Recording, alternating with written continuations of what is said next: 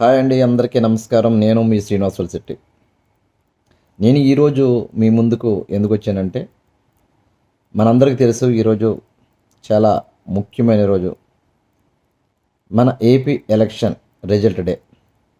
ఎవరైతే ఎమ్మెల్యేలుగా ఏపీలో 175 మంది గెలిచారో వారందరికీ, అదేవిధంగా 25 మంది ఎంపీలకి మనస్ఫూర్తిగా హృదయపూర్వక అభినందన తెలియజేసుకుంటున్నాను.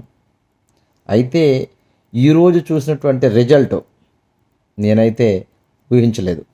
అంటే ఇంత అద్భుతంగా ఒక కూటమికి వన్ సైడ్ ఇన్ని సీట్లు వస్తాయని ఊహించలేదు. నిజంగా మనస్ఫూర్తిగా ఎవరైతే ఈ విజయాన్ని సాధించారో వారికి ప్రతి ఒక్కరికి కంగ్రాచ్యులేషన్ తెలియజేసుకుంటున్నాను. అదేవిధంగా ఒక సలహా కూడా ఇవ్వాలనుకుంటున్నాను. మనం గెలిచినప్పుడు ఆనందపడదాం, ఉత్సాహంగా ఉందాం, కేరింతలు కొడదాం. మనకు నచ్చినటువంటి ఎవరిని ఇబ్బంది పెట్టలేనటువంటి ఉత్సాహపూరితమైనటువంటి స్టేటస్లు పెట్టుకుందాం.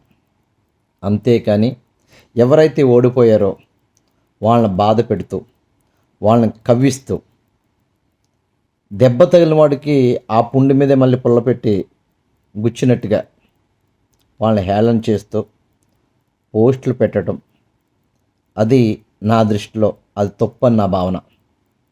ఎందుకంటే మనం గెలిచాం, మనం హుందాగా ఉందాం, మన బాధ్యతని నిర్వర్తించుకుందాం.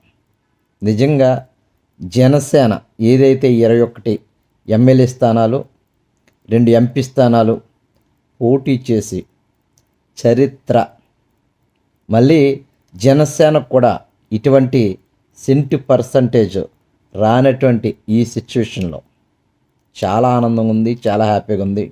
అయితే నేను ఇచ్చే సలహా, దయచేసి దీన్ని ఎవరు కూడా తప్పుగా భావించొద్దని నా భావన. మనం గెలిచాం, ఆనందంగా ఉందాం, ఉత్సాహంగా ఉందాం, హ్యాపీగా ఎంజాయ్ చేద్దాం, కేరింతలు కొట్టుకుందాం, ఏదైనా చేద్దాం. కానీ ఓడిపోయిన వాళ్ళు మాత్రం మనం విమర్శించవసరం లేదు. ఎందుకంటే వాళ్ళు చేసిన తప్పులు వాళ్ళే తెలుసుకుంటారు. ఎవరో ఒక ఆమందే అసెంబ్లీ గేటు కూడా దాటనివ్వం. విషయం ఏంటంటే అసెంబ్లీ దగ్గర ఆమె కూడా లేదు. దయచేసి సంయమనం పాటిద్దాం, మనమందరం కూడా హుందాగా ఉందాం. ఎవరైతే గెలుచున్నారో, కార్యకర్తలు ఉన్నారో హుందాగా ఉండండి. అందరికి ఆల్ ది బెస్ట్. అందరికీ జై శ్రీరామ్. Thank you.